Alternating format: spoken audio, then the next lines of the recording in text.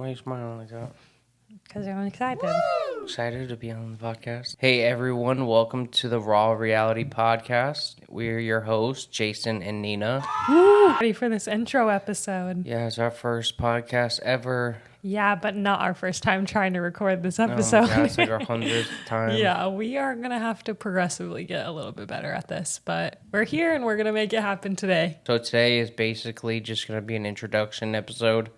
I'm going to introduce Nina, she'll introduce me, and we'll just talk about basically where we came from and how we got to where we are now. Sounds good. Let's start off with Nina. So this is Nina. Hi. She's a professional photographer, published model, and a social media guru. Oh, Jason's feeding my God complex today. I know, I'm boosting your ego here. Love it. So let's start with photography and modeling, Okay. because that's what I feel like people know you most for. How did you start with photography and modeling? I think I've always had that spark for photography, but I didn't really start taking it seriously until 2018 or 19. When we met. I had a camera when we met, but I didn't get good until, probably a year after we started shooting I feel together. like I'm the same way. Yeah. I feel like I was shooting a little bit longer than you, but wasn't any good until we actually met. I thought I was good. Mm-hmm. So when we met, I had known how to shoot manual, but I was really, really bad at composing images. So Jason would always yell at me and be like, you're shooting way too much foreground. Oh my God, you would shoot so much foreground. It'd be like the bottom of the picture had nothing but like grass, and the person is The top of the head is like the top of the head's frame. at the top of the frame. And I'm like, Nina, what are you doing with all this foreground? Right. But yeah, so a bit after that, Jason's voice was always in the back of my head saying, tilt your camera up, tilt your camera up. So once I got that down, I started to really take control of my images a lot more and go full swing with it. Full beast mode. Yeah. But when I started out, I did a lot of self-portrait work. So I think that's where the modeling tied in, and kind of what helped me practice and get to the point of knowing how to shoot manual was doing the self-portrait modeling. So how did you do the self-portraits? Did you have someone help you, or did you do it by yourself? Or Yeah, definitely was solo doing it when I first started, and just kind of putting a thumbtack in the wall. And I had a manual focus camera at the time, so there was no autofocus, unfortunately, like the camera we have today, but I would put a thumbtack in the wall and then manually focus on the thumbtack and take probably 700 to 900 out of focus photos before finally getting at least one decent self-portrait to post on Instagram. I feel like that's how I shoot now. Yeah, but shoot now 100, it's a get a lot couple easier good ones. because we have the autofocus. And you have me as your human tripod. Yes. So now I do like to kind of once in a while, just see if I still have the self-portrait, flow. But for the most part, Jason takes all my self-portrait Take all the ideas now. bangers. Yeah, it's just a lot easier having someone to do it. It would be. Because there's sometimes I see you struggling I know. taking self-portraits, and I'm like, just give me the camera. I know. I'll do it. There's been times where I'm literally trying to get a self-portrait for maybe 2 hours, and I just go down the stairs and I'm like, Jason, can you please just help me? And he comes and gets it in 5 seconds, and I just feel a little bit defeated. But sometimes I get good ones still, and it's nice to kind of know I still have what got me into my passion for photography. So you said that in 2018 is when you really started getting good at photography and modeling. What do you think changed for you that made you go from good to really good?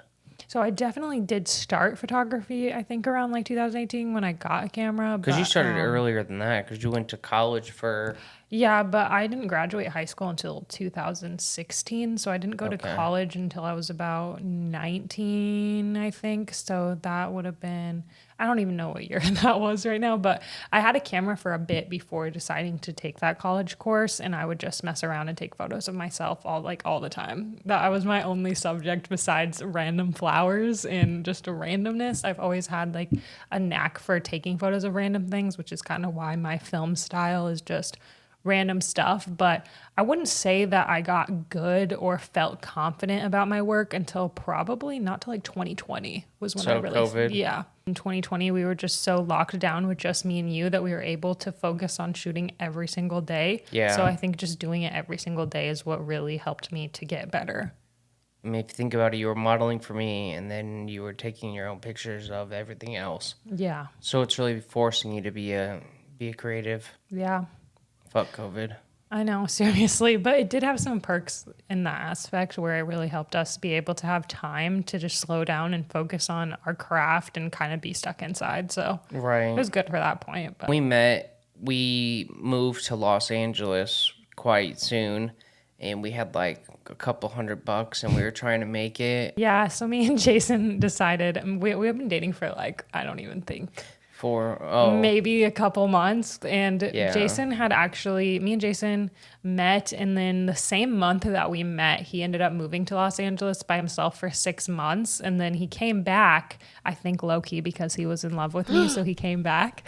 And then we kind of made our relationship official at that point. After that, we decided to pack up my car that at the time had no brake pads or power steering. And we had $300. Oh my God. We It put was, everything that we owned into the car and we drove the whole way to California without any real plan. Like we didn't have set no. jobs, gigs, an apartment or anything. We were just kind of couch surfing for a while. And I feel like that was one of those things where you just take a risk and the risk to reward ratio is just strong. So we went out there and we ended up making it happen. The first, like 3 or 4 months were kind of a slightly some of our hardest points that Oh we've my hit. God. We hit some super low points. Yeah, Jason, I feel like you need to tell the podcast about the robot vacuum cleaner in your shoe incident. Oh my God. So we're staying at one of our friends' houses, and she has this kid, and the kid comes up to me. Mind you, I'm sleeping in the living room on an air mattress,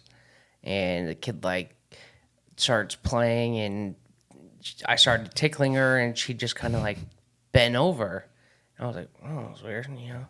So the kid runs off, and I look, and the kid projectile shit. And I was like, oh my God, you know, I don't want to embarrass the kid or anything. The kid's young, The like what, kid's 3 or 4? 3 years old, Yeah. just a kid. And I was like, I don't know what to do, you know. And it happened to get all over my new white Vans. And I'm like, oh my God. So I ended up having to walk to a mall and get new shoes. And when I came back, the robot vacuum cleaner picked up the shoelace and got stuck and was dragging it around the house.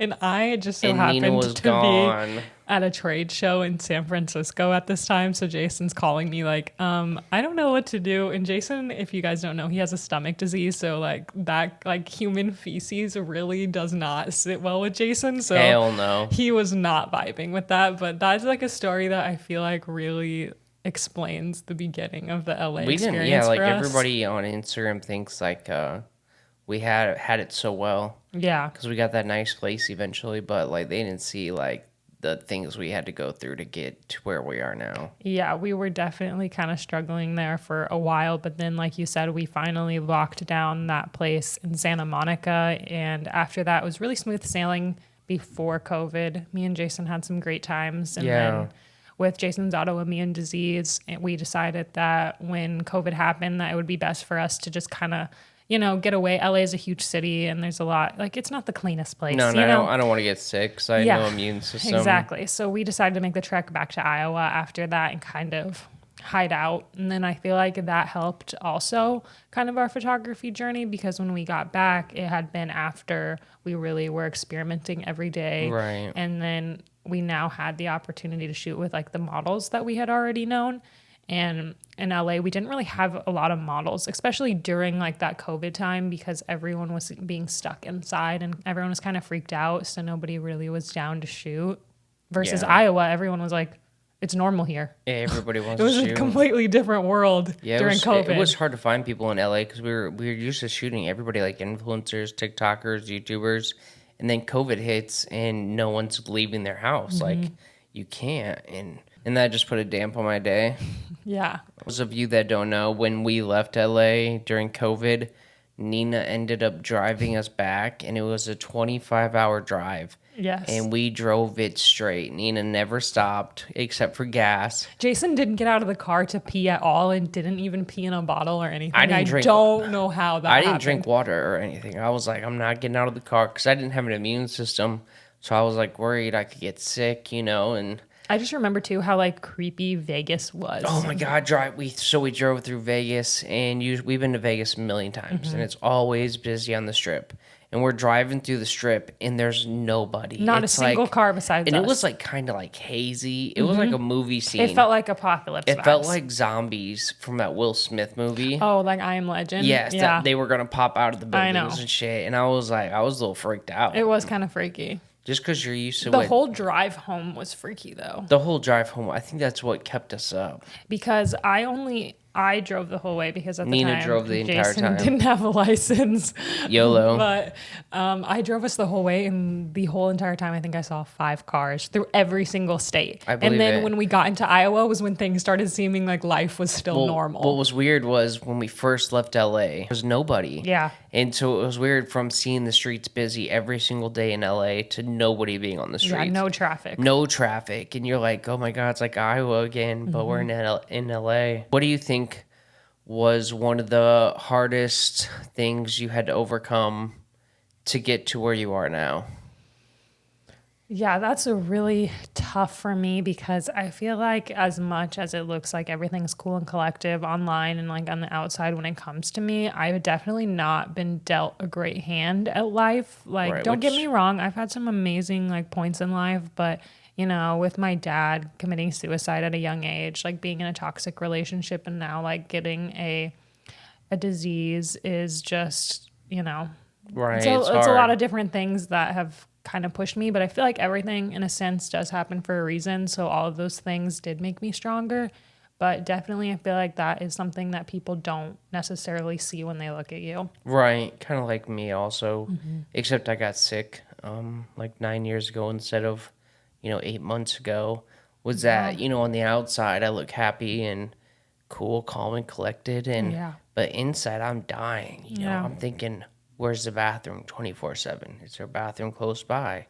Is my stomach going to hurt? And for you, having diabetes, it's got to be scary thinking, like, what if the insulin pen breaks? What if I Yeah. don't have my medical devices, And it has made like I love doing photography and it's my passion, and it has kind of made it a little bit harder in a way because I have to think harder about that. I have to make sure I have juice or candy You have in to my plan bag out a because lot more. you do move around so much when you're doing photos. Like you are the photographer, you're on the ground, you're doing the overhead You shots, burn a you're lot of over calories. here. So it kind of makes your blood sugar go And you low. got to think about the stress too, Yeah. because you're like, is the shot good? Is it in focus? And stress is really bad for type 1. Type 1 Yeah. diabetes. Man, that's tough. So I feel like that, like, even though it's recent, I feel like that's one of the number one challenges that I've dealt with, like, as of right now. Well, what are you looking forward to in the future?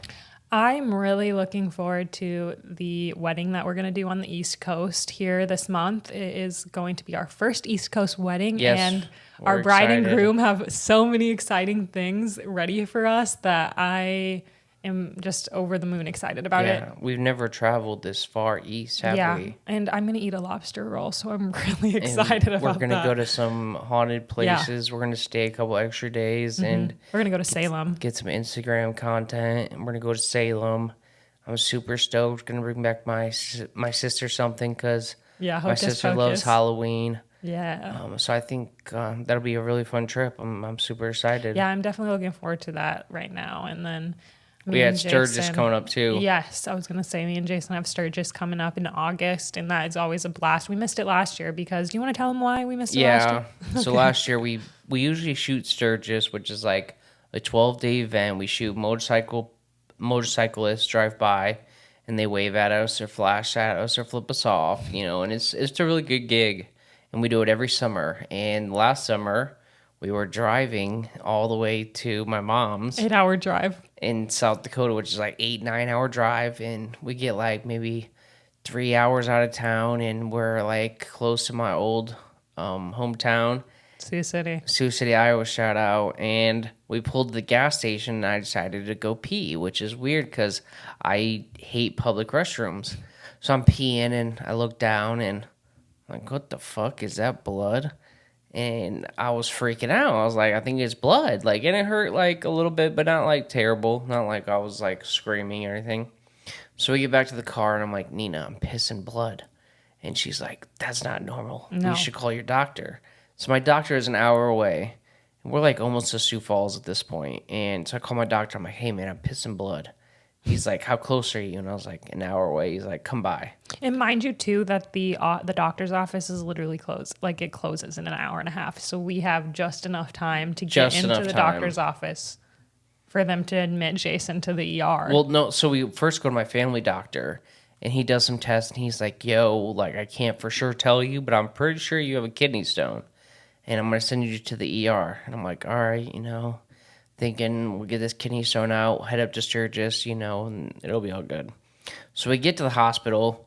They run some tests, give me some pain medicine, and the lady comes back in, and she's like, yep, you have the second largest kidney stone we've ever seen. And this lady had been a nurse for 15 years in the ER. And I was like, what the fuck? So yeah. I wasn't too worried about it, but then, because I didn't look up how they took out gallstones. Mm-hmm. And so Jason had to get it zapped and get a stent put in. I had to get short. The kidney stone was so big that they had to zap it into a bunch of pieces. But luckily I was put to sleep.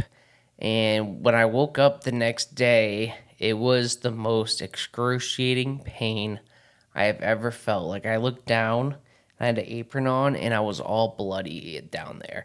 And the lady's like, okay, Jason, you need to go pee. I have to watch you. I'm outside the room listening to all this, by the way. And I'm like, I can't even walk, because I had a stent put in. Because the doctor didn't know before if I was going to need a stent.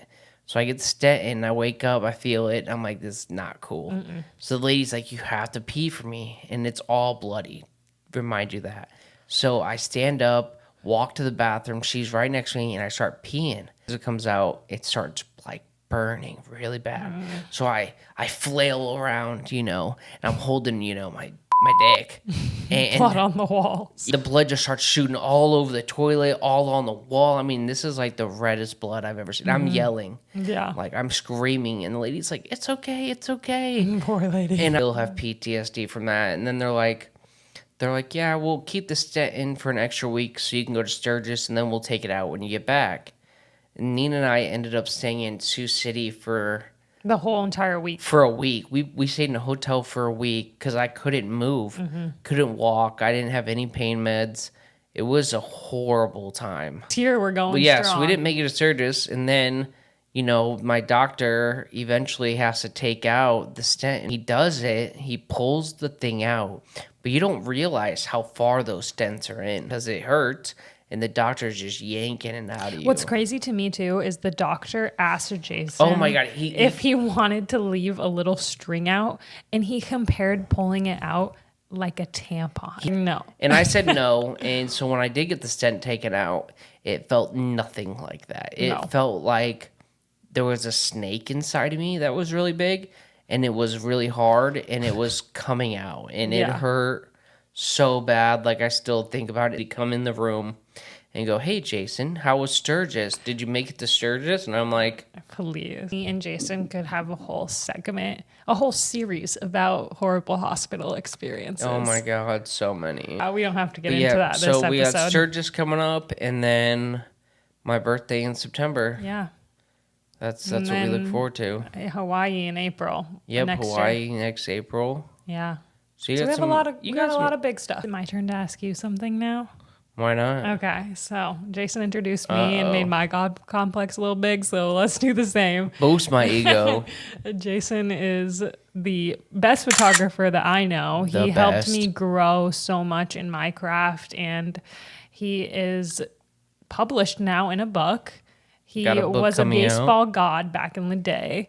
Baseball god. He's quite funny sometimes. So, very funny. So Jason, I think I want to ask you a little bit about when you first started photography too, since that's how you kind of introed me. So why don't you tell us a little bit about your start in photography and where you're at now?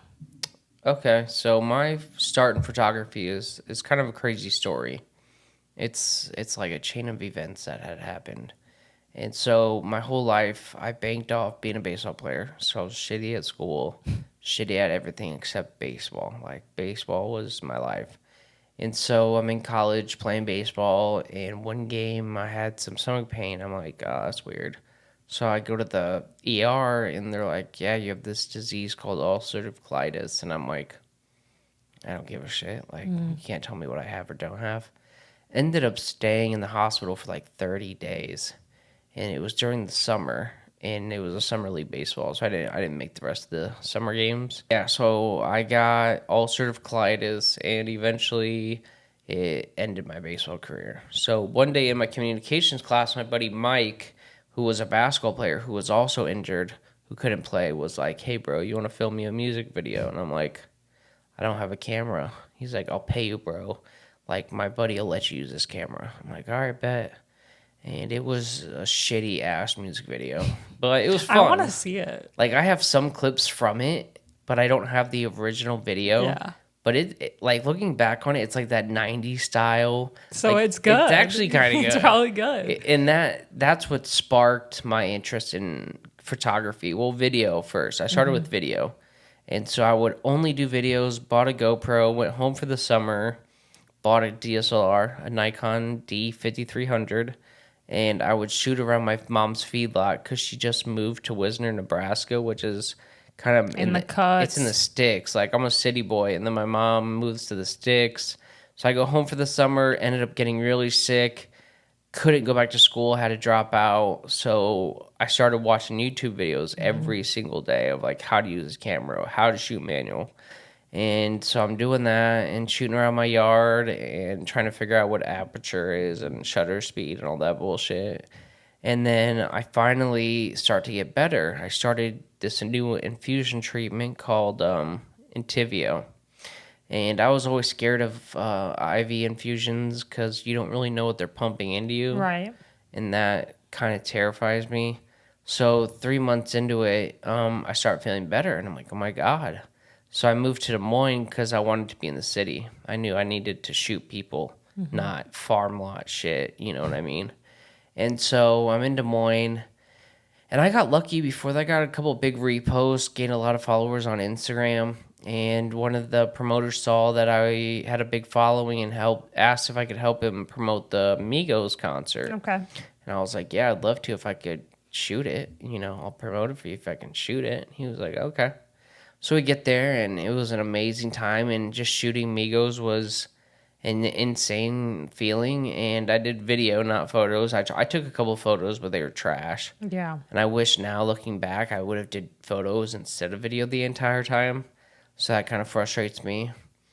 But that really sparked my want to shoot video for like famous rappers. Like after shooting Migos, I got addicted. Yeah. So I hit up every promoter I could find, anybody who came in town. I think my next show was Famous Dex, and then Waka Flocka. And then as soon as I started getting good and building a portfolio, I started hitting up artists and their managers when they would come in instead of the Promoters. promoters. And so I was like, because it's cool to be with the promoters, but it's cooler if you're with the artist. Yeah, you could go in like the green room and Yeah, stuff. you go to the green room, you get those casual You don't photos. have the 3 limit songs Yeah, in the pit. so like for photographers, if you shoot for a venue, they give you a 3-song photo limit, and then you have to get out. And half the time, the lights aren't even on in the first 3 songs. So that's really frustrating. But that really sparked my interest in shooting video for artists, and I did a couple big videos, did some music videos, and then I ended up getting really massive migraines from staring at my computer for so Right. long. So I was like, man, I got to switch to photos because I can't stare at this computer for so long. So I switched to photos, started, because I knew photos too because I was practicing at my mom's house. So I knew photo and video quite well. So then I switched to photos. I thought I was good at the time. And then I started getting better, bought a new camera. Really lucky, like a lot of things in my career, to get to the point where I am now, I had a lot of luck. But I also put myself in vulnerable situations, like Yeah. I had no money when I left for LA that first time, and my dad's like, you have a week in a hostel, good luck. I lasted like 6 months, met a bunch of famous people, shot for like Nick Diaz and Boo Johnson. That was the biggest thing we moved out to LA because I thought, I've done a lot in Des Moines at this point in time. I've shot a lot of artists. I think it's time for us to move to LA. So I think that's a big reason we took off for LA when me and you did. Not to get confused, Jason moved to LA 2 separate times. Yeah, I moved so to the LA hostel twice. time, I was not there, but I definitely helped Jason and sent him my last $50. I hadn't eaten in 3 days, and I'm at the hostel, and I'm just chain smoking cigarettes. And I don't smoke cigarettes. I was just that stressed out. And I remember talking to Nina, and she sent me her last $50 so I could get food. And then I ended up booking a gig like 2 days later, and like my dad called. He's like, "Yo, I'll pay for your plane ride home, but if you come home, you have to get a real job." Sorry, Gary, that never happened, and Gary did buy the plane ticket home. Yeah, Gary. We love you. But yeah, so I said, fuck it. And I said, I'm going to stay, and do it. And I get an email from Ubisoft, the creators of Halo and Assassin's Creed, and they wanted me to come out to Montreal to shoot for a video game. So that like really sparked like I actually am doing something good. People do fuck with it. But like we've met tons and tons of celebrities. And the thing what you find out is they're just normal people. You just hope they're not a dick. Like some people got big egos out there, but so do normal people that aren't even celebrities. Yeah, there's some normal people out there that are dicks. But definitely just like remembering that they're normal people and treating them as such and taking photos as you would like with anyone. Yeah, if you just treat them normal, they'll respect you more. It's like 20% the shot, 80% the edit. That's what Nina and I stick to. But it's also just being a cool, down-to-earth person. Like, people like shooting with nice, cool people. They don't want to shoot with, people that can't direct them because you're a leader. So you have to direct the model into posing how you want them to pose or how you want this vision. For instance, we shot with Vicky one time, and she told us that we were like one of the most normal photographers. And, well, she said best. But, that was, I think, just Vicky being nice, and I appreciate that, Vicky. But when she said that, it made me really think about other photographers out there and the way they treat models. And the thing is, like, when we shoot celebrities, we just treat them like normal people. And I feel like that's when they want to shoot again. If you treat them like a celebrity, or if you, are up their ass, you could say, they're not going to want to shoot with you. They want to shoot with somebody that they can hang out with. Mm-hmm. And if you can be that friend or you can be that person they want to hang out with, plus take dope photos, it's a win-win situation. Yeah. At least I think so. Right. Like, that's helped me in my career a lot of times. Like, I shoot with somebody and they're like, wow, dude, you're pretty cool. And I'm like, yeah, dude, let's shoot again sometime. And then it evolves into a friendship. And now, like, my friend Nick Hampshire, like, we're really good friends. Yeah, Jason used to fanboy over you, Nick. Nick, I used to fanboy over you. He would always be like, oh, I love this guy. I want to shoot with him. He's so cool looking. And then we ended up moving to LA at the same time and becoming friends. And now we visit him every time we go back, basically. We love Nick. Nick's an amazing guy. Yeah, he's amazing. But yeah, that's just the power. And the thing is, you have to put yourself out there. You have to reach out to those people you want to shoot. Like, if I had never reached out to Nick, we would have never done some of the cool art we've done today. I remember that photo I took of Nick on the beach with the sand in his hands. I still love that photo. That's a viral-ass photo. I still love that one. Yeah, shout out to Nick. Nick slays. A lot of ups and a lot of downs. Like, a lot of people see a lot of ups on my Instagram, but they don't see my downs. Like, when I was in LA the first time sleeping on couches, I'd wake up and my eyes would be bloodshot and they'd be swollen because of allergies, and I couldn't breathe, and half the time I couldn't find a bathroom. And then, like, LA, you take the subway, the train, and there's no bathrooms on the train, And, like, for instance, me and my buddy Isaac went to a taco shop in downtown LA, the Jewelry District, and then we took the train back to his place, and my stomach hurt, and I was just anxiety through the roof. Like, I didn't know what to do. I had a panic attack. Mm-hmm. Luckily, made it back to Isaac's, but that's one of the hard things about living with the disease. Right. Is like Isaac doesn't think about that stuff. No. He doesn't think, oh, do I need to go to the bathroom? Because I asked him, I said, hey, are there any bathrooms in the train or in the train area? He's like, no, dude, there's too many homeless people that would hide out in there. And I'm like, why would you not have a fucking bathroom at a train station? You know what I mean? So that was really frustrating. Yeah, I feel like that's pretty common for people when we're like young and we look normal, that a lot of times they don't take into consideration that we have a disease or a disability. Right, because we both have diseases you can't physically see on the outside. But on the inside, we have very major diseases that have no cure, which is a coincidence that we both get a non-curable disease. I know. Not the same disease, though, for No. those wondering. But it's hard. But I feel like, God only gives strong people things like this. Like, he knows we can get through this. Like, he ain't going to give a weak person ulcerative colitis or diabetes, and we're still doing it. We're still going hard, and you're doing really well. Somewhat. At first, Nina was very scared of putting needles in herself, which is scary. Yeah, because if you don't know anything about type 1 diabetes, my pancreas doesn't create insulin, so I have to inject myself with insulin every time I eat and before I go to bed, so upwards to 4 to 5 times a day. And I have always been terrified of needles. Always. Like, since I was a kid, going to the hospital, getting blood drawn is the scariest thing for me. Now, I've had diabetes since November, so 7 months ago, and I've definitely overcome that fear, at least with the pin needles. The regular ones still freak me out, though. I don't think I could do that, but... The pin needles aren't bad. Yeah, they're just tiny. They give me the tiniest needles that you can get, so... Good. Yeah, thankfully.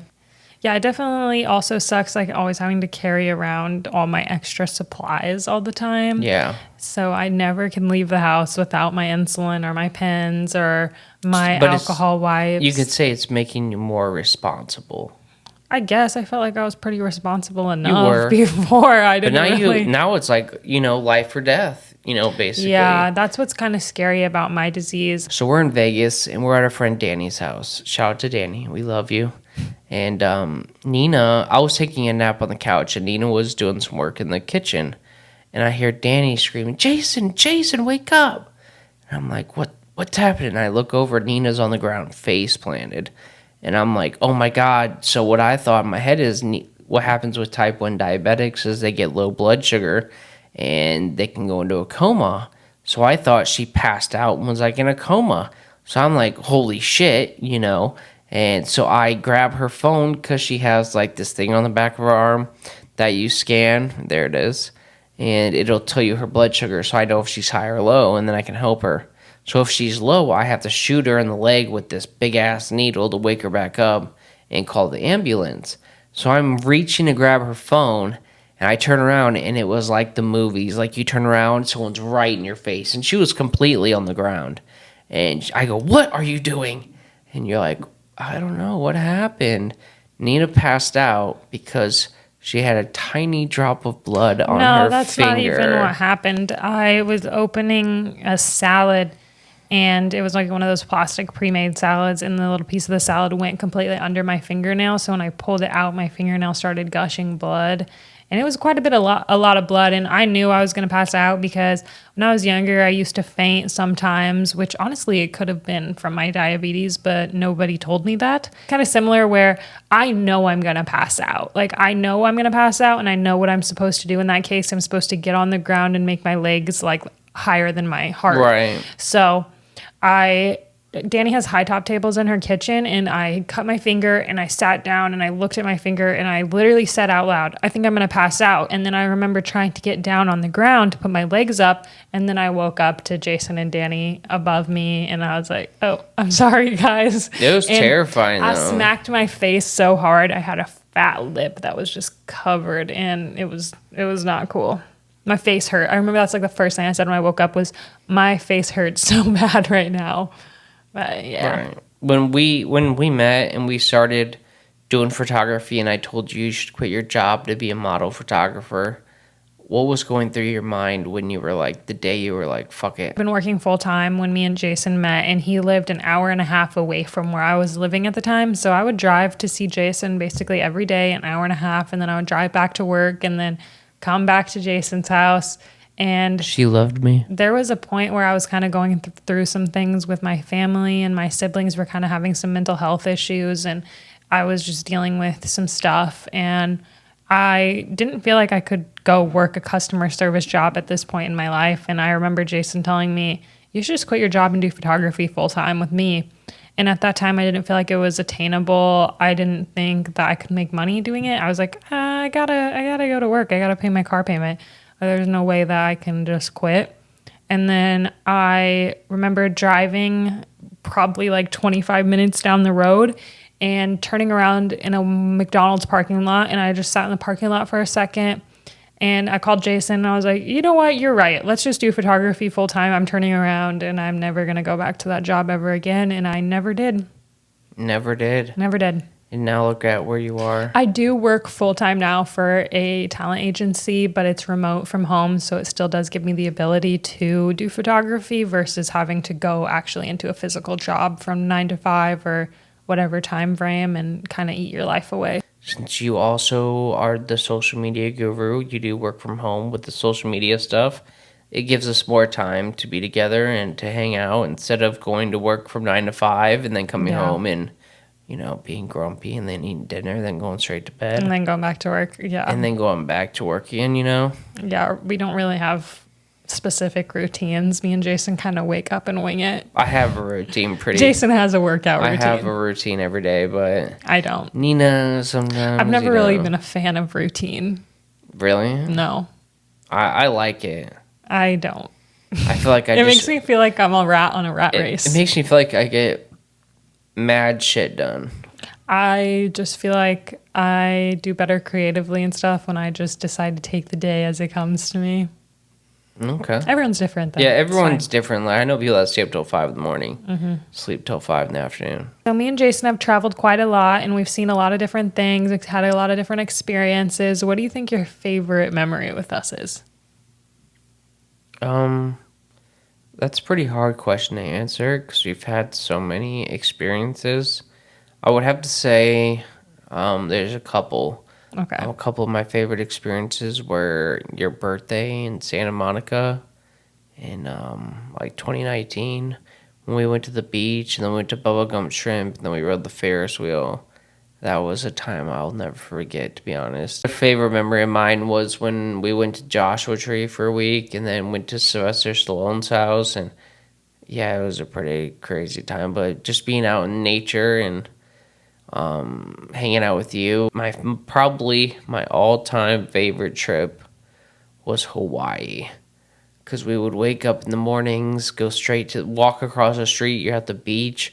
I swam with like 5 turtles, like this fucking big, and I'm like swimming with my GoPro, and Nina's like, don't touch them. Don't let them take care of them turtles. Don't let them bite you. I never touched them, but I recorded them. I'll swim with them, and then like that was an amazing experience. And then we go snorkeling, and then we hung out with our friends. Yeah, Hawaii was just a dream. Me and Jason have been very blessed to have a lot of good experiences, even though we've had some bad hands dealt our way at the same time. And I'm really excited to see what else life has for us. I feel like we've had enough bad times where it's just good things coming now. Pretty low lows. Yeah. But I feel like to hit the high highs that we've hit, you have to hit a low low, But I'm very excited for our next adventures together and doing this podcast and seeing where else it takes us. Yeah, I'm excited about the podcast also, and keep everybody up to date on our stories and interview cool people. And yeah, so if you like listening to me and Jason bullshit and tell you ridiculous stories that we've been through and are interested in creative things, make sure you follow along and stay tuned for the next one. Peace.